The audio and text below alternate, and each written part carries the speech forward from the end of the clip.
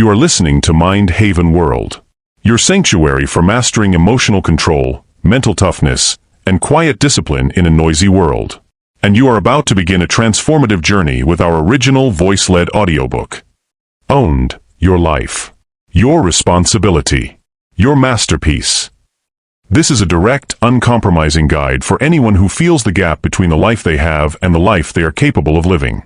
It's a deep dive into the most important project you will ever undertake, the project of you.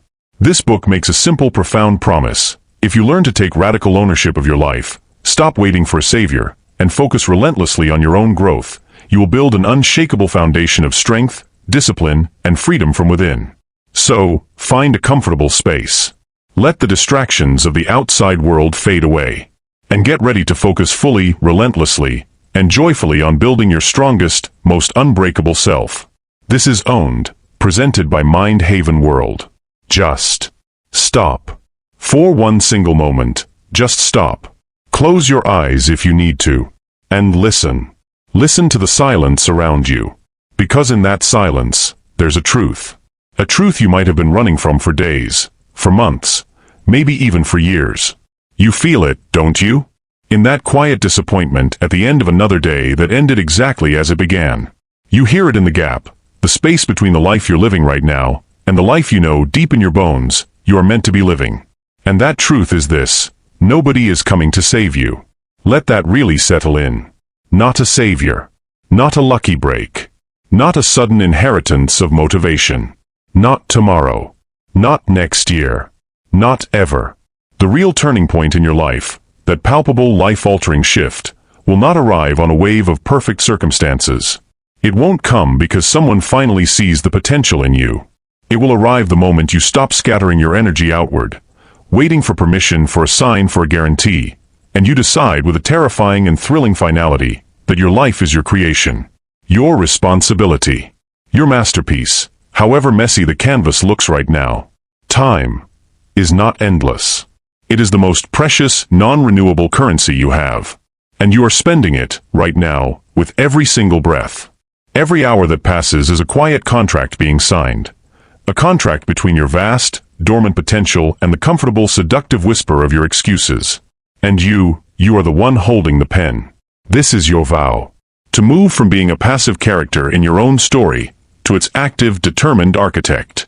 To stop just reacting to the storms around you, and start building a fortress of intention, discipline, and unshakable power from within. You are the project. Your most important, ongoing work. Your freedom, your growth, your strength, they don't begin when the stars align. They begin now. The very moment you take full, uncompromising ownership of the path you walk. So today, right now, let this be your declaration. Let it be the new, unbreakable code you live by. I will focus on me until I win. Because when you focus on yourself, not out of arrogance, but out of a sacred, disciplined self-respect, a profound shift occurs. You stop chasing the hollow illusion of external validation, and you start building an unshakable reality from the inside out. You stop begging the world for fairness, and you start becoming the kind of person who is so strong, so capable, that you no longer need it. Consider this your initiation. A crossing of the threshold. Every chapter that follows is a tool, a weapon, forged in the fire of timeless truth, and designed with one single purpose: to cut through every excuse, every fear, every self-imposed limitation you've ever built to protect the comfort of a mediocre existence. So breathe. Sit with the silence for a moment. Listen to the sound of your own heartbeat, that steady, relentless engine of your future. It's the only sound that matters right now. And get ready. Get ready to focus fully, relentlessly, and joyfully on the most important project you will ever undertake. Building the strongest, most unbreakable version of you. Chapter 1. Own Your Life, the Foundation of Power. If you want your life to change, I mean truly, fundamentally change, there's one rule you can't skip. You have to stop blaming anyone else for where you are. Take a real, honest look around. The life you have right now, your body, your bank account, your relationships, your peace of mind, none of it is random. It's not some cruel twist of fate or a conspiracy by the universe. It's a report card. A reflection of what you've allowed, what you've tolerated, and what you've ignored. Your life is a mirror. It can only show you what you've already shown it. The root of every Real comeback story, every underdog victory, every transformation, is one thing: ownership.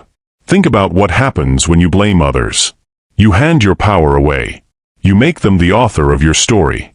You become a side character in your own life. When you blame the system, your past, your family, your circumstances, what you're really saying is, I'm powerless. You're telling the world, I'm just a leaf in the wind. That's the story of victimhood. And the second you accept that story, you've surrendered before the fight has even begun. You've signed a quiet treaty with mediocrity. But the moment you stand up, alone in the private arena of your own mind, and you say with complete honesty, this is my fault, my mess, the result of my choices, my fears, my inaction, and I'm going to fix it. That's the moment everything changes. That's the moment you become dangerous, unstoppable. That's when you take your power back. Excuses are a prison disguised as comfort. They're the soft walls of a cell that feels safe because it's familiar. They whisper, you're tired, it's too hard, they don't understand. But in exchange for a moment of comfort, they steal a lifetime of potential. Here's the truth: every time you say, I don't have time, you're lying to yourself. What you really mean is, it's not a priority. Because we all have the same 24 hours, the billionaire, the single parent, the artist. What we lack isn't time, it's clarity, focus, and the willingness to own our priorities. Owning your life means accepting this simple, terrifying truth. No one is coming to save you. It's not your parents' job to fix your habits. It's not your boss's job to motivate you. It's not your friend's job to believe in you when you've stopped believing in yourself. You want belief? Build it. Brick by brick. Through evidence. Through action. Through the small victories you stack every day. Every time you show up when you said you would, especially when you didn't feel like it, you build self-trust. Every time you choose the hard right thing over the easy wrong, you build integrity. Every time you pick focus over distraction, you cast a vote for the person you claim to be. That's what Aristotle meant when he said, we are what we repeatedly do. Excellence, then, is not an act, but a habit. He wasn't talking about perfection. He was talking about process. Our identity isn't fixed. It's written and rewritten every single day. In what you eat, how you speak to yourself when you fail, what you do with the first quiet hour of your morning. Every small action is a brick in the structure of your identity. But this kind of ownership demands something most people run from: ruthless honesty. Because you can't fix what you won't face. So ask yourself, where have I been lazy? Where has fear, pretending to be realism, been making my choices for me? Where have I traded the honest sweat of effort for the short-term comfort of an excuse? This kind of honesty stings. It's supposed to. It burns away illusion. It strips off the layers of justification. And beneath all that pain lies something pure: clarity. The clean ground where growth can finally begin. Marcus Aurelius, the most powerful man in the world at his time, began each day reminding himself, you could leave life right now. Let that determine what you do and say and think. That's not morbid. It's empowering. It's a wake-up call. You don't have another year to waste pretending. Another year of half-effort and silent excuses. Another year of waiting for the right moment. Own your habits. Own your reactions. Own the energy you bring into every room. If you've been lazy, say it, I've been lazy. Then fix it. If you've been distracted, admit it, I've let my focus slip. Then rebuild it. If you've been making excuses, gather them all up in your mind, and burn them in the fire of your new resolve. Because real freedom doesn't come from controlling anyone else. It comes from mastering yourself, your thoughts, your emotions, your actions. From this moment on, make this your rule. Replace every excuse with an action. When your mind whispers, I can't, say, I'll try once. When it says, I don't feel like it, answer, my feelings don't make the rules. My will does. Excuses are the lies your comfort zone tells you to protect itself. Discipline is the truth spoken by your future self, calling you forward into your potential. So write this down. Memorize it. Live it. I am responsible for everything that happens in my life, not because I control everything, but because I control how I respond to everything. And my response is my superpower. That's where ownership begins. That's where freedom lives. You don't need the perfect plan. You don't need to see the whole staircase. You just need one honest, courageous step toward the person you want to be. Then another, and another, and never stop walking. This is your life. Stop blaming. Start building. Chapter 2. Begin before you're ready. The courage to launch. I want to share a secret with you, one that will either set you free or shake you to your core, depending on how ready you are to hear it. Here it is: you will never feel ready. Let that sink in. You will never feel ready to start that business. You will never feel ready to finally get in shape. You will never feel ready to have that difficult conversation, write that book, learn that skill, or chase the dream that keeps you awake at night. Readiness is a myth, a mirage in the desert of ambition that keeps capable, talented people waiting for a green light that never comes. Here's the truth you need to embrace. You don't become ready and then begin. You begin, clumsy, uncertain, scared, and readiness is built along the way. It's forged through movement, through friction, through doing. Readiness is a result of action, not a requirement for it. Think about that. Waiting for the right time is just fear in disguise. It feels smart, even responsible. You tell yourself, I should take one more course. I should save a little more money. I'll start when things calm down. But what you're really doing is protecting your comfort zone. You're dressing hesitation up in the clothes of preparation. And then comes its older, fancier sibling, perfectionism. Perfectionism is fear in a suit. It sounds noble, like high standards. But what it really says is, I'm afraid to fail. I'm afraid to be judged. So I'll never truly start, I'll just keep preparing. The Stoic philosopher Epictetus, who was born a slave and rose to greatness, gave us the antidote to that trap. He said, first say to yourself what you would be, and then do what you have to do. Notice what he didn't say. He didn't say, wait until you feel ready. He didn't say, wait until you have every answer or all the resources. He said, decide who you want to be, and then act like that person now. Let your actions define you, not your feelings. The gap between who you are today and who you want to become isn't filled with more planning, more study, or more waiting. It's filled with action, deliberate, consistent, courageous action. Every time you move, you prove something to yourself. Every time you act, even imperfectly, you're becoming more of the person you've chosen to be. So let me be clear, don't wait for confidence before you act. Confidence doesn't come first, it comes after. It's the reward for being brave enough to move without it. Courage isn't the absence of fear, it's the realization that something else matters more than fear. It's saying, my dream, my growth, my integrity, they matter more than my comfort. Do you think the people who built great lives and lasting legacies were ready? They weren't. They were terrified. They doubted themselves. They heard every voice of insecurity in their heads. But they moved anyway. They built readiness through repetition. They learned through failure. They discovered that progress doesn't come from knowing the entire path. It comes from having the courage to take the next step. When you finally start, be prepared. Everything in you will want to stop. You'll feel a pullback toward what's familiar, what's safe, what's easy. That's normal. It's universal. But here's the twist. That resistance isn't your enemy, it's your compass.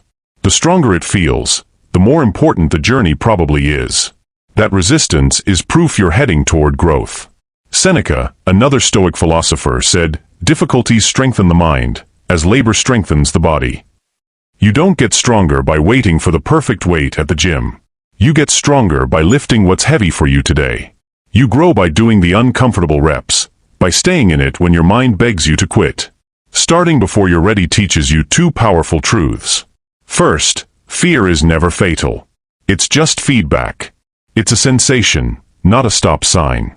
Second, all real progress happens one messy, imperfect, courageous step at a time. If you stumble, good. That means you're moving. If you fail, even better. That means you're alive, you're learning, you're gathering priceless experience. The only real failure is never beginning. The only true loss is protecting a perfect dream that never got the chance to become real.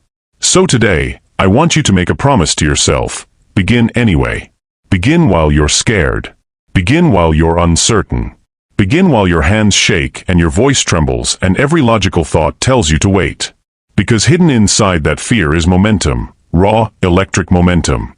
And once it starts, It carries you further and faster than motivation ever could. Momentum whispers, "See? You can do this." It silences doubt. It quiets fear. And it proves that the only way to become ready is to begin. Stop waiting for the world to give you certainty. It never will. Stop trying to negotiate with fear. It always wins that argument. Your job is simple. Act.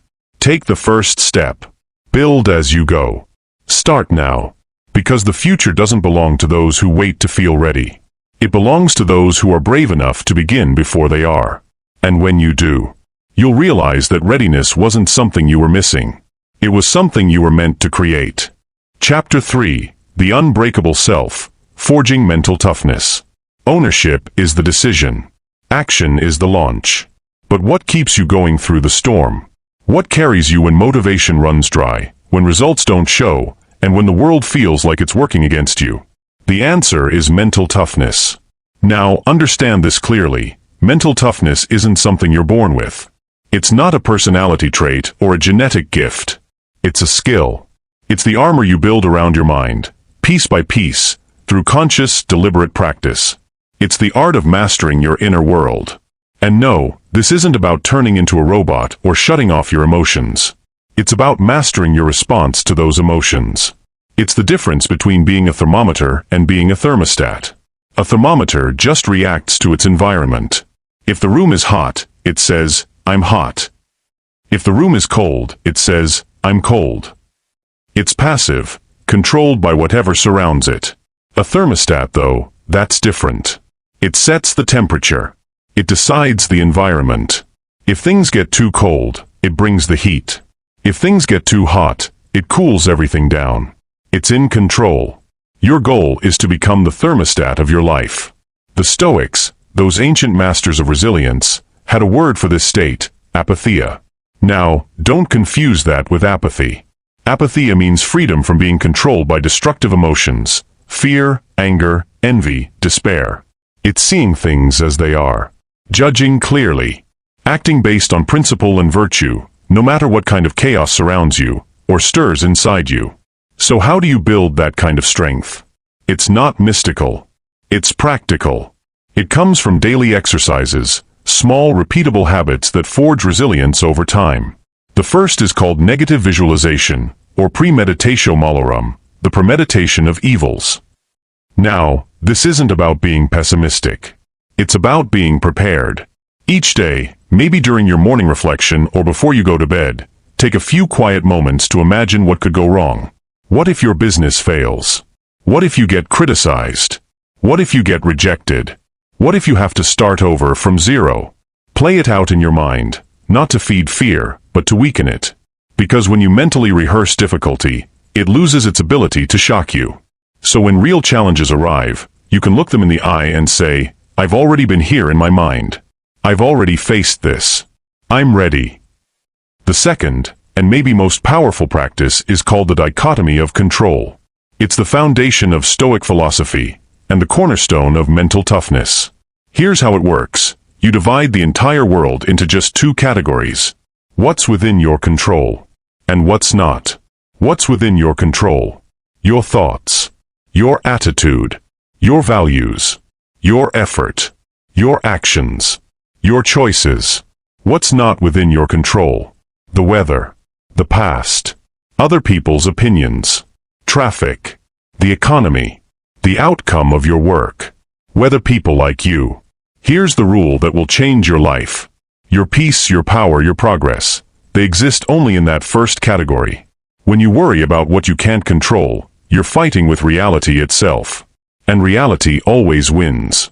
It's like yelling at the rain. You just end up soaked and frustrated. So the next time you feel anxiety, anger, or frustration rising, pause and ask yourself one question. Is this within my control? If the answer is no, if it's someone else's behavior, a delay, a past mistake, let it go. That's not your weight to carry. Acknowledge it. Accept that it exists. Then release it. If the answer is yes, if it's your effort, your preparation, your next step, then stop worrying and start doing. Redirect that energy into action. Marcus Aurelius, emperor, philosopher, warrior, faced wars, plagues, and betrayal. And yet, he reminded himself every day, you have power over your mind, not outside events. Realize this, and you will find strength. That's mental toughness, the moment you choose to focus only where your influence truly lives. It's not about pretending life is easy. It's about knowing deep down that no matter what happens, you can respond with strength, wisdom, and composure. That's how you become unbreakable. Not because life stops throwing punches, but because you've built a mind that can take the hit, learn from it, and rise again, stronger every single time. You're not just building habits here, you're building a fortress. One made of focus, discipline, and self-control. And every single brick is laid with your attention, placed deliberately on what you can control. That's how the unbreakable self is built. Not overnight. Not through perfection. But through calm, steady mastery of the only battlefield that truly matters, the one inside your own mind. Chapter 4. The Anatomy of Discipline. Systems over Willpower. We've talked about discipline as a muscle. But even a muscle needs a strategy, a plan, to grow strong. Relying only on willpower is like trying to heat your house by burning your furniture. It might work for a little while, but it's not sustainable. Sooner or later, you run out of fuel. Modern psychology reveals a liberating truth. Discipline isn't about clenching your teeth and forcing yourself to try harder. It's about designing your life so it becomes easy to do what's right, and difficult to do what's wrong. It's about building systems that quietly automate success. Here's what most people forget. Willpower is limited. It's like a battery that drains with every decision you make, from what to wear to what to eat, to whether or not to check that notification. This constant stream of choices creates what psychologists call decision fatigue. By the end of the day, your willpower is depleted, making you more likely to procrastinate, give in to temptation, or lose focus. The truly disciplined person understands this. They don't try to fight temptation every moment of every day. They design their environment so the battle never happens. They build systems that protect their focus like a moat around a castle. That's where the concepts of friction and anti-friction come in. Friction is anything that makes good habits harder, or bad habits easier. Leaving your phone beside your bed adds friction to a focused morning. Keeping junk food in the kitchen adds friction to healthy eating. Anti-friction is the opposite. It's about making the right behavior the easiest one to choose. Laying out your gym clothes the night before creates anti-friction. Prepping your meals on Sunday creates anti-friction. Your first task in building unbreakable discipline is simple. Audit your environment. Where are you adding friction to your goals? And where can you remove it? Let's make this practical with a few simple frameworks. 1. Design your morning, the launch sequence. Your morning sets the trajectory for your entire day. Don't leave it to chance. Build a launch sequence so simple and automatic that it requires zero willpower. Anti-friction tips. Leave your phone in another room overnight. Place a glass of water beside your bed. Have your workout clothes or meditation cushion ready before you sleep. Your sequence. Wake, drink water, 5 minutes of movement or meditation, read 1 page of a good book, start your most important task.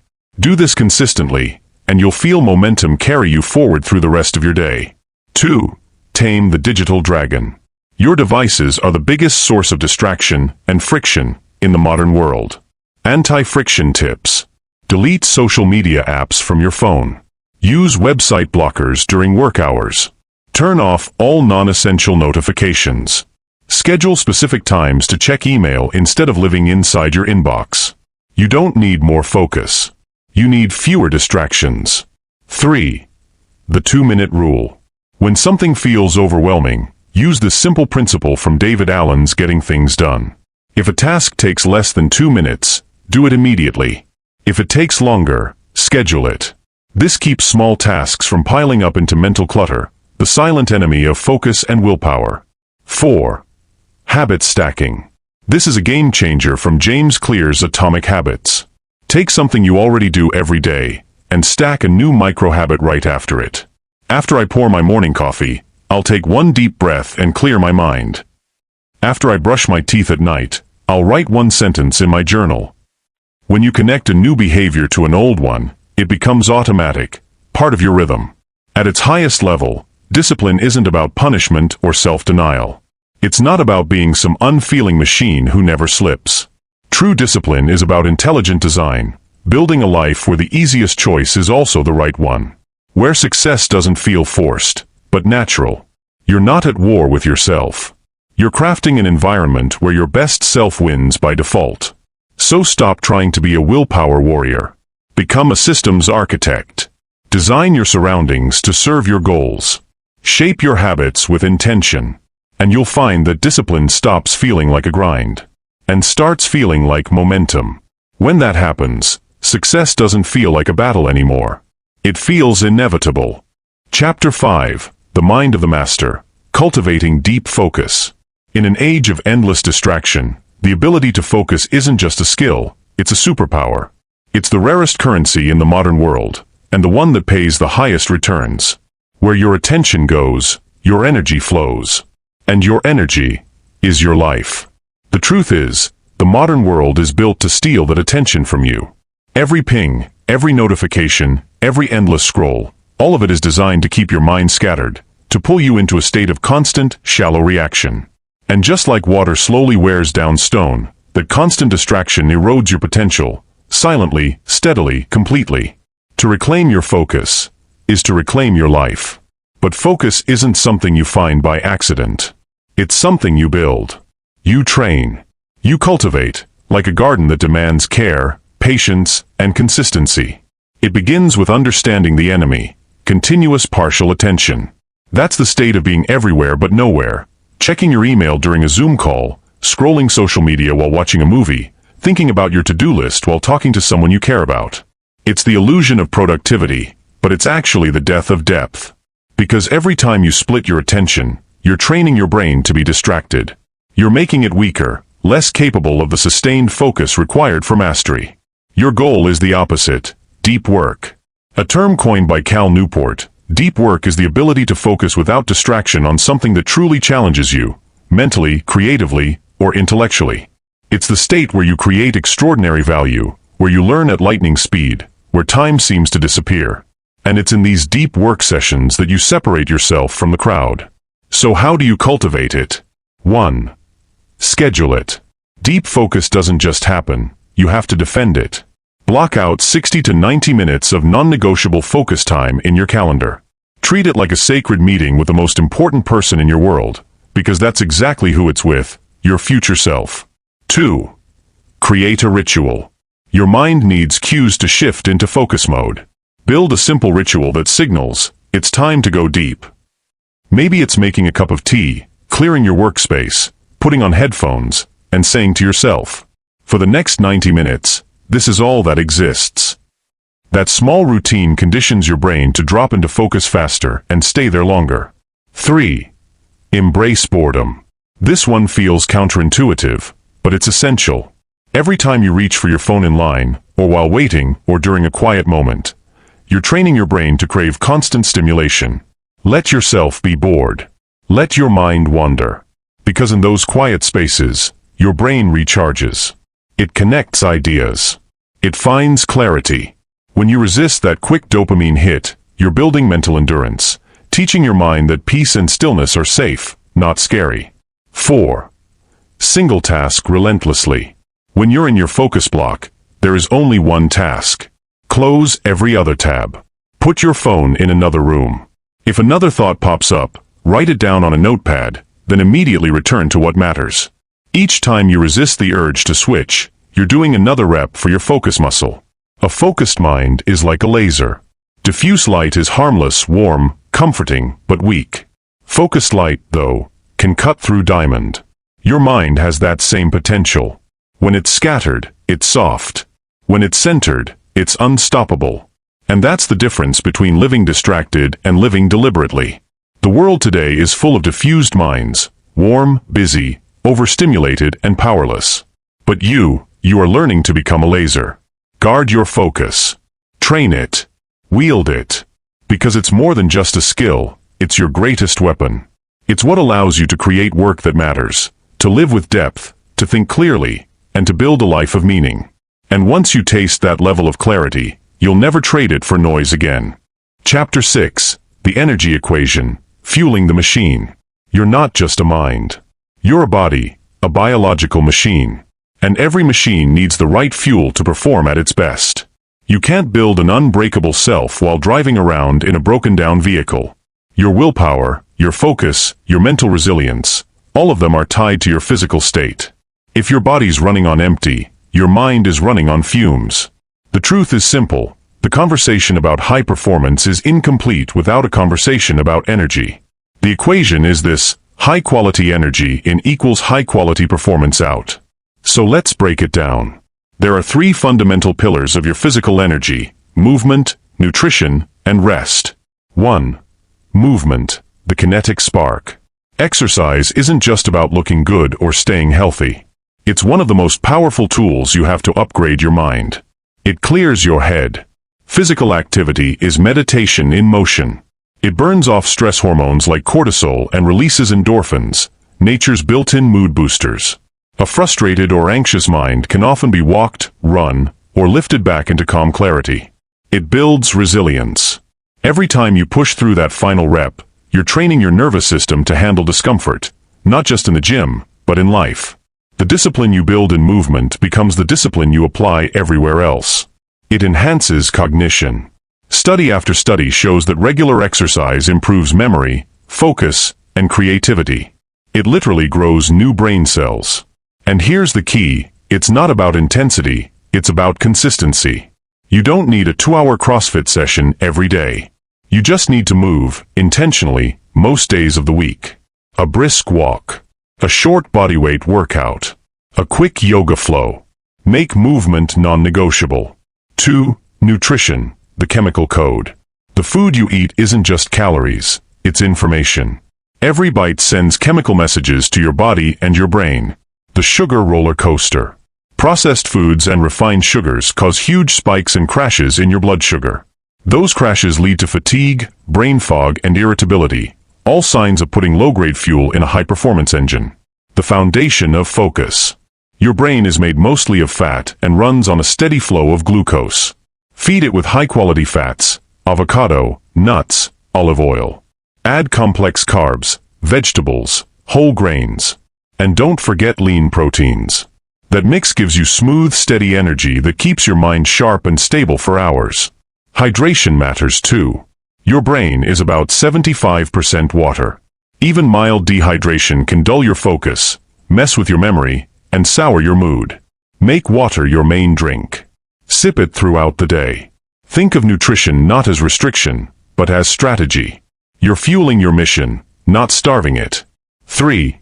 Rest, the strategic recharge. In a world that worships the grind, this might sound radical, but rest is not laziness. It's strategy. It's how you grow. Sleep is non-negotiable. During sleep, your brain clears out waste, repairs tissue, and locks in memories. Cutting sleep to get more done is like trying to save time by smashing your car's engine. You'll move for a moment, then break down completely. Protect your 7 to 9 hours of sleep like your life depends on it, because it does. Downtime is productive. Constant work doesn't lead to constant progress. It leads to burnout. Schedule real downtime, moments for hobbies, laughter, connection, or even doing nothing at all. Because that's when your subconscious gets to work, solving problems, making connections, creating aha moments you can't force. You are the CEO of your energy. And you must manage that energy even more carefully than your time or your money. Because without energy, time is wasted, and money loses its meaning. So, move your body with purpose. Fuel it with intelligence. Rest it with intention. That's the holy trinity of sustainable high performance. That's how you build a machine strong enough to carry an unbreakable mind, not just across the finish line, but far, far beyond it. Chapter 7. The Alchemy of Failure, Turning Setbacks into Fuel. You will fail. Let's just say that right away. Failure isn't a possibility, it's a certainty. If you're walking the path of growth, of ambition, of trying to reach higher, you will stumble. You'll fall. You'll face rejection, criticism, and outcomes that fall painfully short of what you hoped for. The question isn't if you'll fail. It's how you'll respond when you do. Most people treat failure like a stop sign, as if it's some permanent label that says, not good enough. They take it personally. They let it define them. And so they retreat, often to a place smaller and safer than where they started.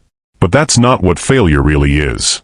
That's a complete misunderstanding of how growth works. If you're serious about becoming unbreakable, you have to start seeing failure differently. Failure isn't a stop sign, it's a data point. It's not the end of the process, it is the process. It's the raw material you use to build strength and wisdom. The philosopher John Dewey once said, "Failure is instructive." The person who really thinks learns just as much from his failures as from his successes. And he was right. To grow, you have to perform a kind of alchemy, turning the lead of disappointment into the gold of understanding. So, how do you do that? Here's the three-step process, the alchemy of failure. Step 1. Detach and analyze, the scientist mindset. When you fail, your first job is simple: separate yourself from the outcome. You are not your failure. Think like a scientist. You ran an experiment, and the results came back negative. That's all. Now ask the clear, objective questions. What specifically went wrong? What was within my control? What assumptions did I make that weren't true? What part of my process was weak? By asking these questions, you move from emotion to logic. From "I am a failure" to "this particular approach didn't work." That's the first, and most important, shift. Step 2. Extract the lesson, the student mindset. Every failure carries a lesson. Your job is to find it. Ask yourself, what did this teach me about my craft, my environment, or myself? What skill do I need to strengthen to avoid this next time? How can this make me sharper, wiser, or tougher? Maybe a failed business taught you about cash flow or leadership. Maybe a rejection taught you to communicate your value better. Maybe a lost competition showed you exactly where you need to grow. Whatever it is, the lesson is the treasure. Write it down. Reflect on it. Let it sink in. Step 3. Adapt and re-engage, the strategist mindset. Learning without action doesn't mean much. The final step is to take what you've learned and adjust your approach. Ask yourself, what's one thing I'll do differently now that I know better? What's the next small step I can take, informed by this experience? How does this failure reshape my strategy moving forward? Then go do it. Take that next step, wiser, calmer, and more focused than before. Thomas Edison said it best. I haven't failed. I've just found 10,000 ways that don't work. That wasn't just optimism, it was mastery. He understood that each failure was data, narrowing the path toward success. He was an alchemist, turning every setback into valuable feedback. And that's your task now. Adopt that same mindset. Stop seeing failure as a monster waiting to crush you. See it as a teacher, one that might be tough, but never meaningless. Thank it for the lesson. Use its feedback to sharpen your edge. Because the truth is, the road to every great achievement is paved with broken attempts and failed experiments. So when you stumble, don't curse the path. Walk it with gratitude. Each step, each scar, each setback is pointing you toward the version of yourself who can finally win. Chapter 8. The Long Game, Patience, Process, and Perseverance. We live in a world addicted to instant gratification. One-click purchases, endless scrolling, and on-demand validation. Everything around us teaches the same lie. That results should be fast, visible, and easy. We plant a seed today, and when there's no tree by tomorrow, we think something's wrong. But the truth is, building an unbreakable self, building a meaningful life, doesn't follow that timeline. It follows the rhythm of nature. The seasons, the cycles, the slow, invisible unfolding of growth. This is the long game. And your ability to play it, to embrace patience, to love the process, to stay steady when progress feels invisible. That's what will set you apart from the crowd of the constantly restless and perpetually disappointed. Mastery takes time. And during that time, it will often feel like nothing's happening. You'll feel unseen, overlooked, forgotten, while the world celebrates others' overnight success stories. But here's what's really happening. You're not being ignored, you're being shaped. You're being prepared for a weight you can't yet carry. Progress feels slow because transformation runs deep. You're not building a moment of fame. You're building a lifetime of strength. You're not painting a quick picture. You're mixing the pigments that will color your entire future. And that requires something rare. Patience. Not the passive kind, where you just wait and hope, but an active, faithful patience, the kind that trusts the process, even when you can't yet see the results. Think of a seed. It spends most of its early life growing roots underground, invisible, unseen, before it ever breaks through the soil. Muscles tear in silence before they grow back stronger. Confidence builds quietly, in the moments no one witnesses. In those small, private acts of courage when no one's watching. So don't give up just because you can't see the harvest yet. The harvest isn't your job. The watering is. The weeding is. The daily, consistent tending to your craft, that's your only job. Keep watering. Keep showing up. Keep trusting, especially when it feels foolish to do so. The world glorifies results, the trophy, the IPO, the finished masterpiece. But the wise? They glorify the process. They glorify consistency. Everyone loves the story of success, but few are willing to live the story behind it. The late nights, the quiet doubts, the endless repetition, the invisible grind.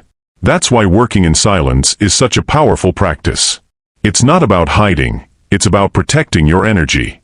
It's about shielding your growing belief from the noise of a world that confuses speed with depth. When you stay quiet and focused, your results will speak for themselves.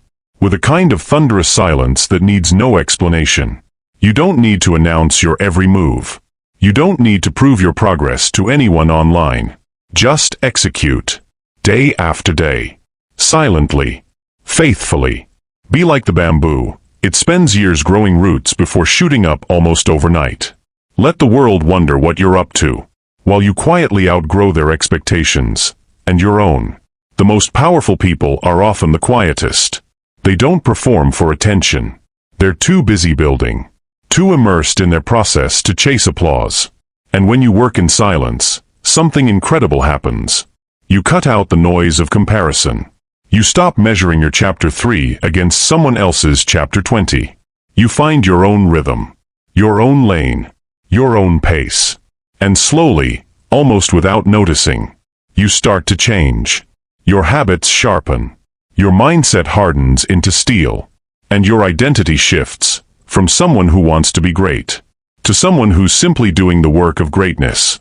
Until one day, the world finally notices. But by then, you won't even need their recognition. Because you'll know. You'll feel it, that quiet, unshakable truth. You built this. You earned this. You trusted yourself when no one else did. And that's the real reward. The applause fades. The likes disappear. But who you become along the way, that stays forever. So keep your head down. Keep your faith up. Do the work. In silence. With purpose. With relentless, joyful patience.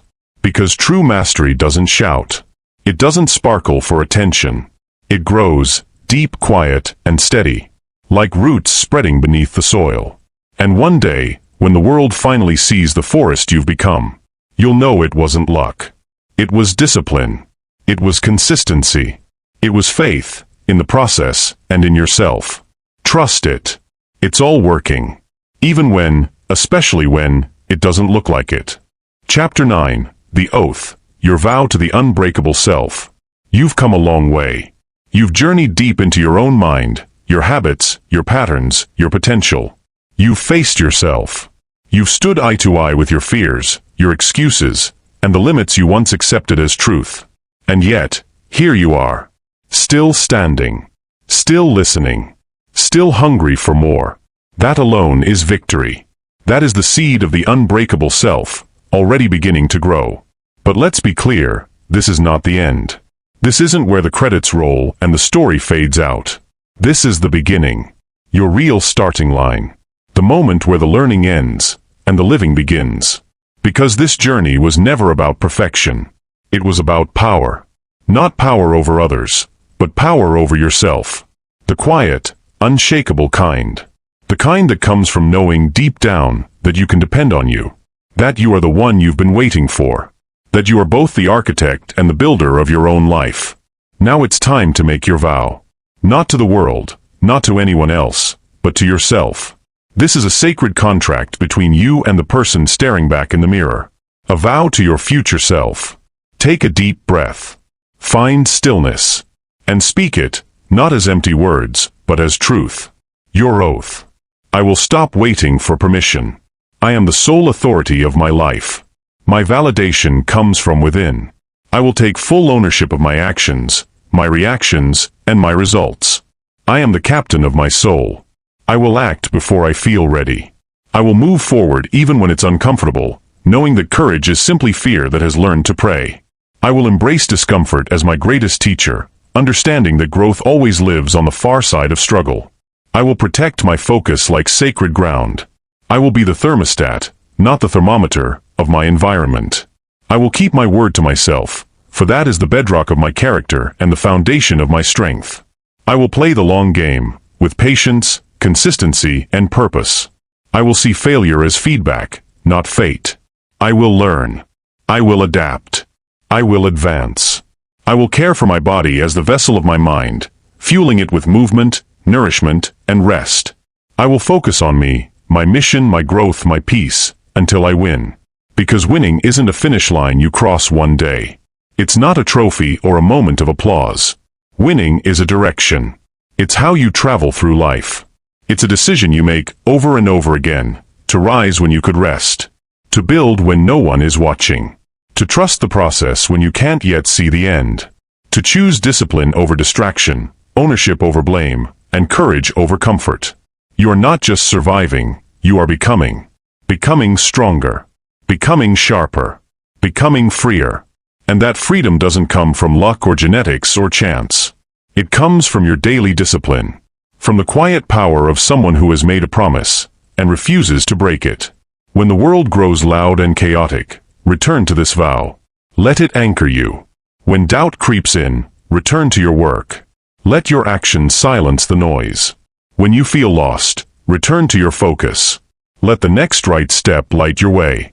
Because everything you've ever wanted, peace, power, purpose, strength, it all comes from one simple decision, repeated endlessly. To keep showing up for yourself. So take the next step. It doesn't have to be perfect, just taken. Keep your word. Stay the course. The world needs what you are becoming. And don't you dare stop. Not until the life you live on the outside perfectly reflects the unbreakable force you've built on the inside. Now go. Focus on you. Until you win. This concludes, Owned. Your life. Your responsibility. Your masterpiece. You have the foundation. You have taken the oath. The path ahead is yours to walk. If you're ready to continue your transformation, the journey deepens with our other original audiobooks here on Mind Haven World. To master the art of emotional control and learn to stop reacting and start deciding, we invite you to explore Master Your Inner Silence. To then forge that inner strength into unshakable mental toughness, you can continue with the 7 Habits of an Unbreakable Mind. These 3 titles form a complete trilogy for total self-mastery, ready for you whenever you are. Thank you for listening. Remember, the most important project is you. Keep building.